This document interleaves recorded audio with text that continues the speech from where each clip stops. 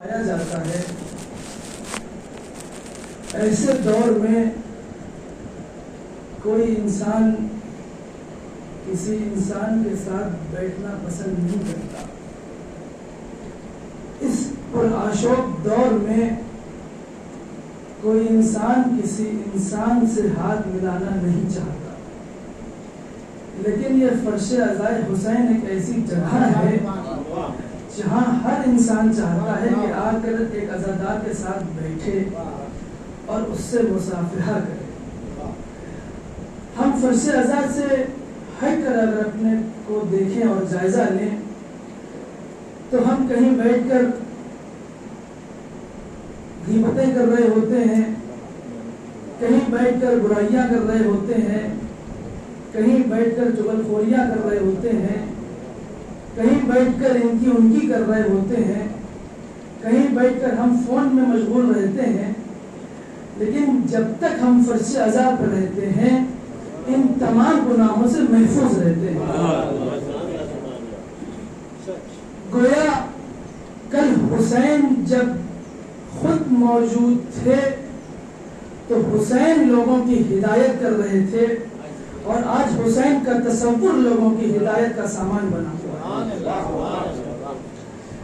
میں نے جس حدیث کو سرنامہ کلام قرار دیا ہے وہ حدیث حجت ناطق امام جعفر صادق علیہ السلام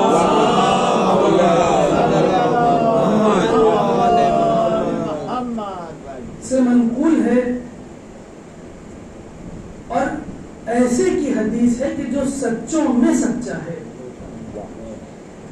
امام فرما رہے ہیں اذا اراد اللہ بعبد خیرا قذف فی قلبہ حب الحسین وشوق زیارت الحسین۔ کیا مطلب؟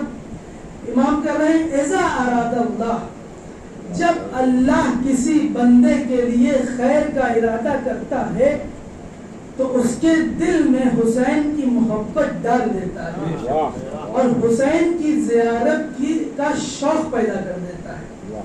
کیا کہہ رہے ہیں امام؟ اذا اراد اللہ، جب اللہ ارادہ کرتا ہے تو پتہ یہ چلا کہ فرش عزا پر آنے والا ہر ایک شخص خدا کے ارادے کے ماتحت آیا ہے، اور ہر ایک شخص فرش عزا پر بیٹھنے والا انتخاب خدا کے دائرے میں ہے۔ کیونکہ امام فرما رہے ہیں اذا اراد اللہ بعبد خیرا، جب اللہ چاہتا ہے، لہذا ہر کس و ناکس کو فرش عزا نصیب نہیں ہے، اس کے نصیب میں فرش عزا ہے کہ جس کو خدا نے انتخاب کر لیا۔ لہذا ہر شخص منتخب کس کی طرف سے ہے؟ پروردگار کی طرف سے۔ اذا اراد اللہ بعبد، ایک بات واضح ہو گئی کہ یہ انتخاب خدا ہے۔ پھر کیا فرما رہے امام؟ اذا اراد اللہ بعبد۔ اب یہاں ایک سوال یہ پیدا ہوتا ہے کہ امام نے عبدن کیوں کہا؟ کہ جب اللہ بندے کے لیے خیر چاہتا ہے، امام کہہ سکتے تھے اذا اراد اللہ بمسلمین، کہ جب اللہ کسی مسلم کے لیے خیر چاہے، کسی مسلمان کے لیے خیر چاہے، یا امام کہہ سکتے تھے اذا اراد اللہ بمومنین، کہ جب اللہ کسی مومن کے لیے خیر چاہے، یا امام کہہ سکتے تھے اذا اراد اللہ بصالحین، جب اللہ کسی صالح کے لیے خیر کا ارادہ کرے تو اس کے دل میں حسین کی محبت ڈالے۔ امام نے نہ یہ کہا کہ مومنین اور نہ ہی مسلمین کا لفظ استعمال کیا، نہ ہی صالحین کا لفظ استعمال کیا۔ وجہ یہ ہے، لفظ عبدین استعمال کرنے کا سبب یہ ہے کہ بھائی مومنین کا دائرہ ہے چھوٹا، ہر کوئی مومن نہیں ہے۔ مسلمین کا دائرہ ہے محدود، ہر کوئی مسلم نہیں ہے۔ صالحین کا دائرہ ہے محدود، ہر کوئی صالح نہیں ہے۔ عبدین کہہ کر بتایا کہ حسین کا پیغام کسی مذہب سے مخصوص نہیں ہے، بلکہ حسین کا پیغام ہر انسان کے لیے ہے۔ صلوات پڑھ محمد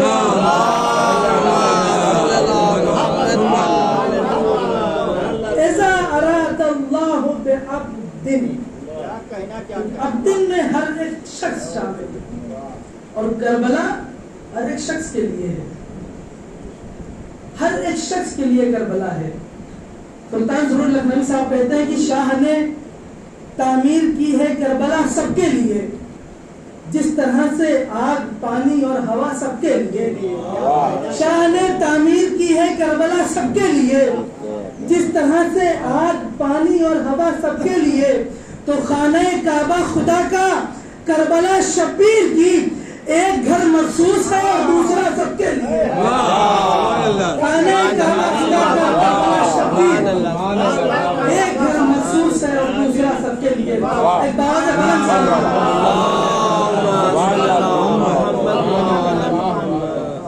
اذا اراد اللہ بعبد خیرا، کیا فرما رہے ہیں؟ جب اللہ بندے کے لیے خیر کا ارادہ کرتا ہے، ہماری کوشش یہ ہوتی ہے کہ ہم خلوص سے نماز پڑھیں اور یہ خیر خدا تک پہنچے. ہم خلوص سے روزے رکھیں، خلوص سے مجلسیں برپا کریں. ہماری ہر عمل کے بعد اور ہر عمل کے ساتھ کوشش یہ ہوتی ہے کہ ہم خیر وہاں تک پہنچائیں، ہم خیر عمل انجام دیں تو خدا تک پہنچے. لیکن جب حسین کا معاملہ آتا ہے تو خدا کہتا ہے ہمیں تم سے خیر نہیں چاہیے بلکہ ہم تمہیں خیر دینا چاہتے ہیں.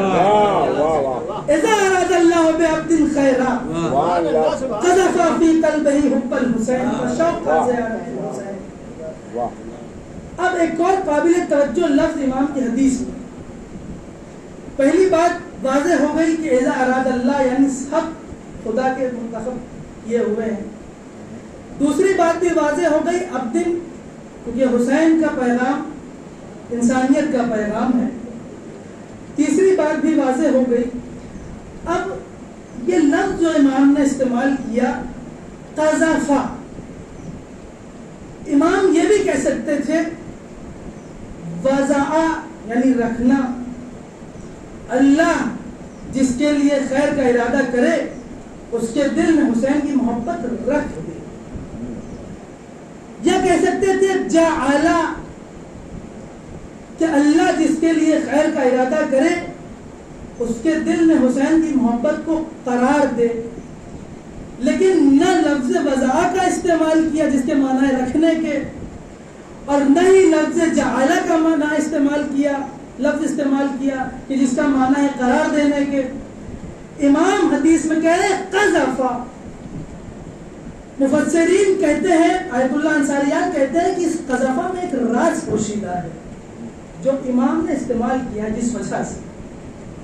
کہہ رہے قذفہ کا مطلب یہ ہوتا ہے کہ طاقت کے ساتھ اور کشش کے ساتھ پہنچا دینا. ہم کوئی چیز رکھتے ہیں تو اتنی طاقت نہیں لگتی، رکھ دیا. قرار دینا بھی تقریباً اسی معنی میں رکھنے کے. لیکن قذفہ کی مثال کیا دے رہے ہیں علماء کہ جب تیر کمان میں لگایا جاتا ہے اور طاقت کے ساتھ تیر کھینچا جاتا ہے تو یہ تیر طاقت کے ساتھ جا کر مقصد پہ لگتا ہے. تو امام نے یہ قذفہ کا لفظ استعمال کر کے بتا دیا کہ حسین کی محبت کے پیچھے ایک بہت بڑی طاقت پوشیدہ ہے. کہہ رہے قذفہ ڈال دیتا ہے دل میں محبت حسین. کیسے حسین کی محبت ڈالتا ہے؟ خدا اپنی طاقت سے جب حسین کی محبت ڈال دے تو دنیا کی کوئی بھی طاقت حسین کی محبت کے راستے میں نہیں آ سکتی.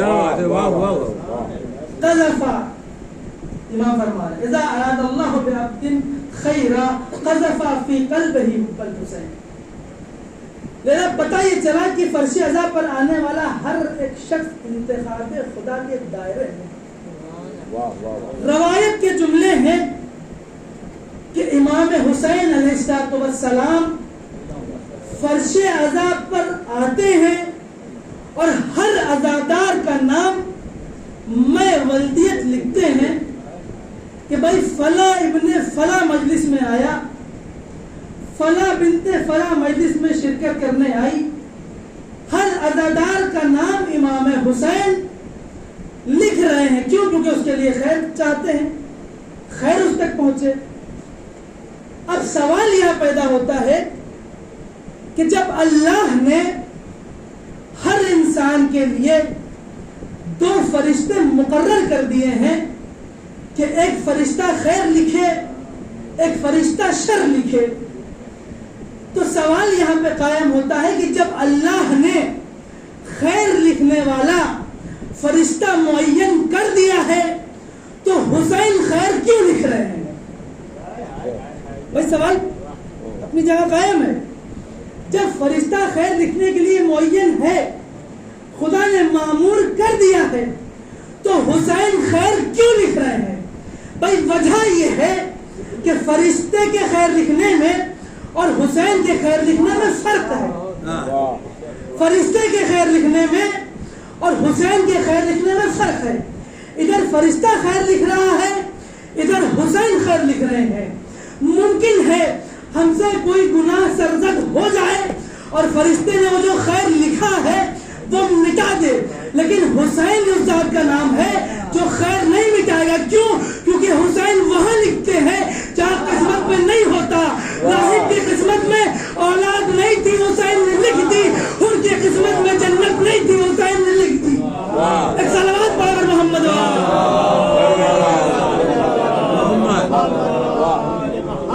لہذا حسین خیر لکھ رہے ہیں, حسین کا لکھا ہوا خیر نہیں مٹ سکتا, کیونکہ حسین وہاں لکھتے ہیں جہاں قسمت نہیں لکھا ہوتا. اذا اراد اللہ بعبد خیرا, کیسے انتخاب ہو رہا ہے؟ حسین والا انتخاب کیسے ہو رہا ہے؟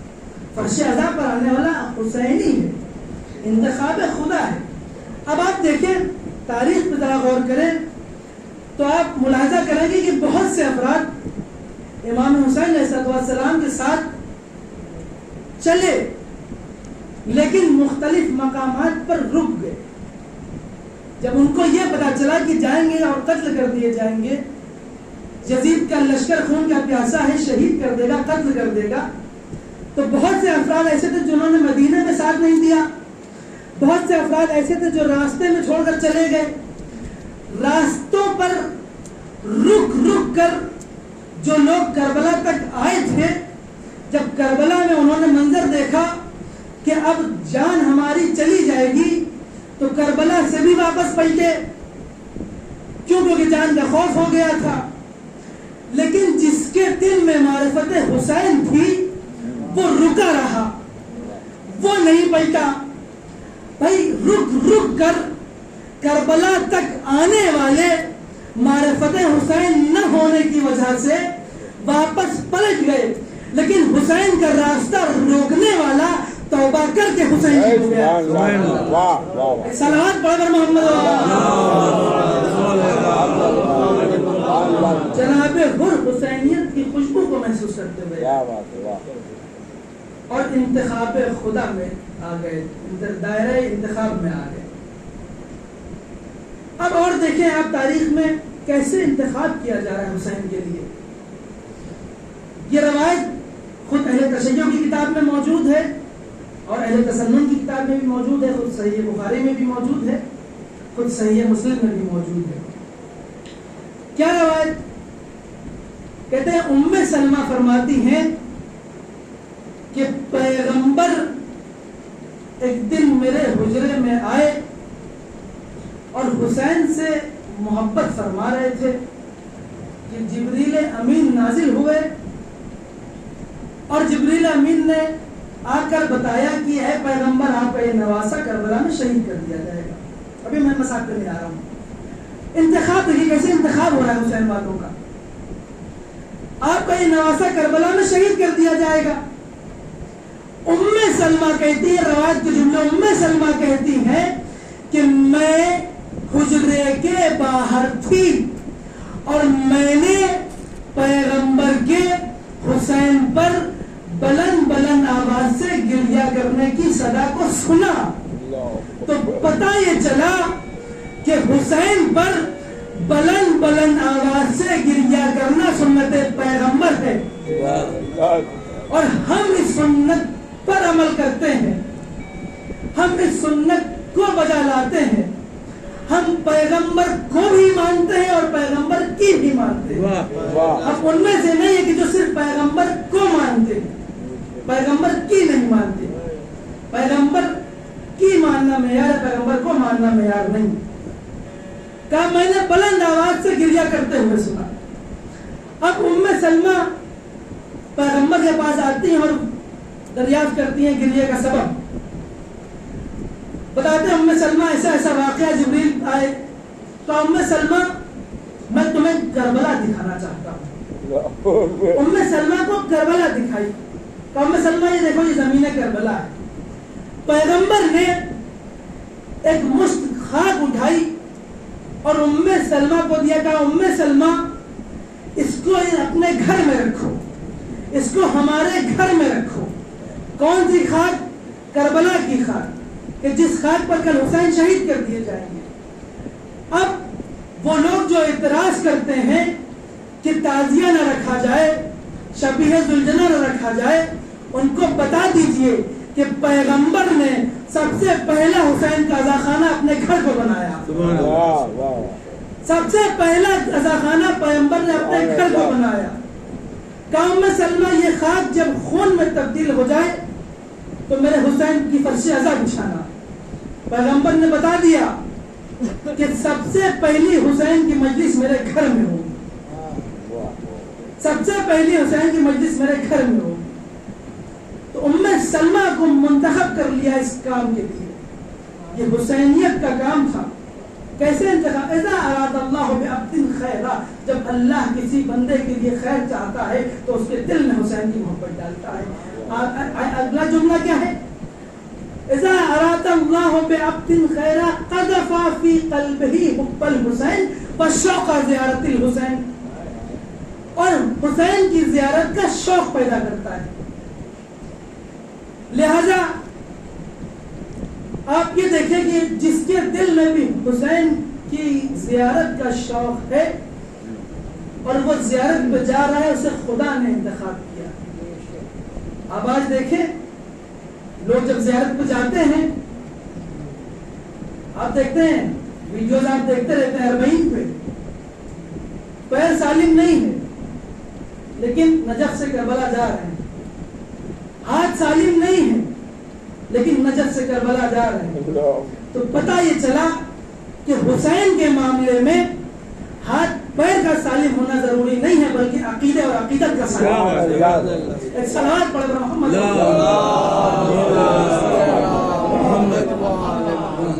کروڑوں کا مجمع جو جا رہا ہے وہ حسین کے لیے انتخاب کیا گیا ہے.